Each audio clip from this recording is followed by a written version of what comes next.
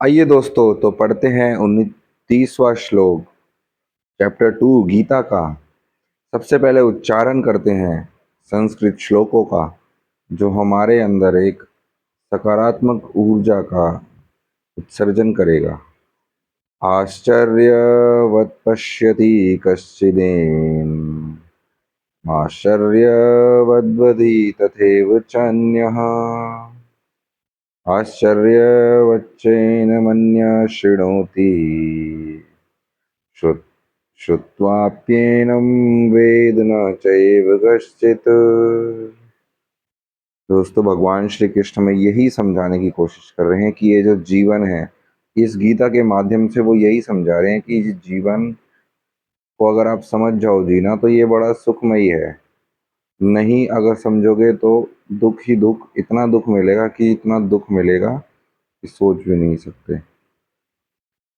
तो इस 29वें श्लोक में कृष्ण जी यही समझा रहे हैं, कोई आत्मा को आश्चर्य से देखता है, कोई इसे आश्चर्य की तरह बताता है तथा कोई इसे आश्चर्य की तरह सुनता है, किंतु कोई कोई इसके विषय में सुनकर भी नहीं समझ पाते। तो एक तरह का मेटाफिजिकल आप मान लीजिए, अलग ही डायमेंशनल वाला शास्त्र है ये। साइकोलॉजिकली इतनी गहरी बात, जो कि साइंटिस्ट को पता नहीं कितने अरसों लग जाएंगे इसको पहचानने में। और आइंस्टीन तो वैसे भी कह गए हैं कि इतनी सारी डायमेंशंस हैं, वो आप समझ भी नहीं सकते, है ना। तो भगवान श्री कृष्ण इतना क्लियरली बता रहे हैं कि आत्मा को समझना बड़ा मुश्किल है।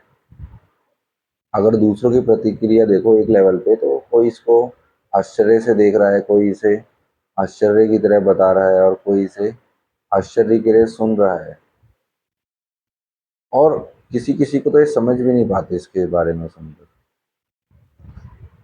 तो दोस्तों, आत्मा को समझना उतना ही आसान है जितना कि मुश्किल है। आप एक क्षण में इसको समझ भी सकते हो, और हजारों लाखों जन्म में भी नहीं समझ सकते। इतना इतना लाइक विरोधाभास है इसमें। एक क्षण में भी इसको समझ सकते हो, अगर आप ध्यान से करो तो इसको एक क्षण में आप समझ सकते हो कि आप किस लेवल पे हो, और दूसरे ही क्षण आपको, आपकी जैसे ही स्थिति बदलेगी, आप एक अलग लेवल पे पहुंच सकते हो।